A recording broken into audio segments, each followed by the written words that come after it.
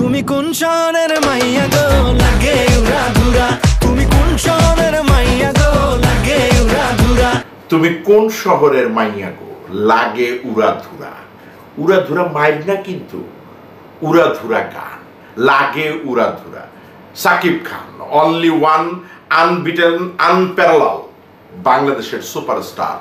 এবং শুধু বাংলাদেশের না, এখন কলকাতার প্ল্যাটফর্মগুলো স্বীকার করতে শুরু করেছে যে দুই বাংলার মানে কলকাতা এবং বাংলাদেশের আনপ্যারালাল সুপারস্টার সাকিব খান। কারণ সাকিব খান দিন দিন তাকে এক অনন্য উচ্চতায় নিয়ে যাচ্ছে। রায়হান রাফির তুফান নিয়ে কথা বলতে চাই। আজকে একটু কিছুক্ষণ আগে রায়হান রাফির একটি 20 সেকেন্ড বা 21 সেকেন্ডের গানের একটি টিজার রিলিজ করেছে তুফান ছবি। তুমি কোন শহরের মাইয়া গো লাগে উড়া ধুরা, তুমি কোন শহরের মাইয়া গো লাগে উড়া ধুরা। মুহূর্তের মধ্যে গানটি ভাইরাল হয়ে গেছে। তুমি কোন শহরের মেয়ে গো লাগে উড়াধুরা। কোক স্টুডিও বাংলার প্রীতম হাসান, আপনারা জানেন প্রীতম হাসান হচ্ছে গিয়ে এমন একজন শিল্পীর সন্তান, খালিদ হাসান মিলু, যিনি একটি সময়ে বাংলাদেশের প্রতিটি শ্রোতার হৃদয়ে তার নামটি লিখে দিয়েছিলেন। তারই ছেলে কোক স্টুডিওতে পুনরায় একটি জায়গা তৈরি করে নিয়েছেন এবং সমসাময়িক সময় তার প্রতিটি গানই একটি মাইল ফলকে পরিণত হচ্ছে।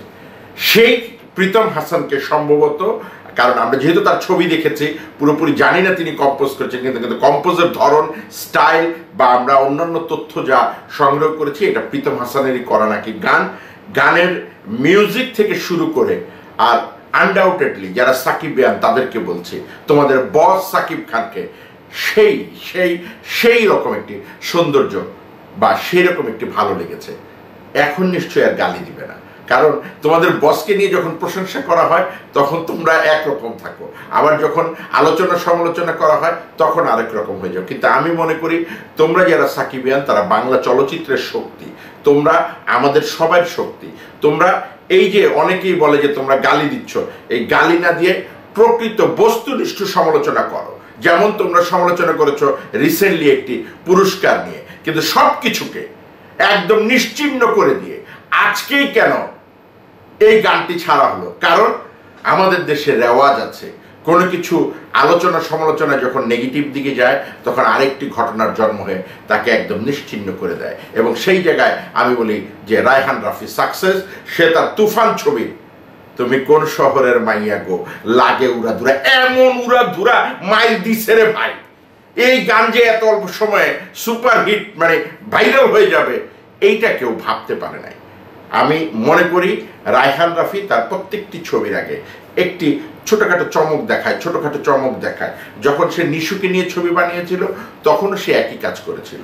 সো দ্যাট তুফান আনডাউটেডলি একটি মাইল ফলক ছবির দিকে যাচ্ছে আমি মনে করি, এবং সাকিবের ক্যারিয়ারে আরও একটি কি বলে ব্লকবাস্টার ছবি হতে যাচ্ছে। মুহূর্তের মধ্যে গানটি ভাইরাল হয়ে যাওয়ার সাথে সাথে কলকাতার অভিনেত্রী মিমি চক্রবর্তী তার ভেরিফাইড ফেসবুক পেজ আপলোড করেন, মানে কলকাতায় ছড়িয়ে যায় গানটি। এবং সাকিব খানও হচ্ছে গিয়ে তার ভেরিফাইড ফেসবুক পেজে আপলোড করেন গানটি। আমাদের তথ্য মতে দুজনের ফেসবুক আইডির যে সংখ্যা, ফলোয়ার সংখ্যা প্রায় 1.5 কোটির মতো। এই 1.5 কোটির মানুষের মধ্যে মুহূর্তে ছড়িয়ে গেছে গানটি। এই গানটি যে একটি ব্লকবাস্টার হবে না তার নিঃসন্দেহে বলার অপেক্ষা রাখে। আরও একটি গুঞ্জন শোনা যাচ্ছে, এই মাসের 28শে মে সাকিব খান তার চলচ্চিত্র ক্যারিয়ারের 25 বছর পূর্ণ করবেন এবং সেই 25 বছর পূর্তি অনুষ্ঠানে তিনি এই পুরো গানটি নাকি রায়হান রাফি রিলিজ করবেন।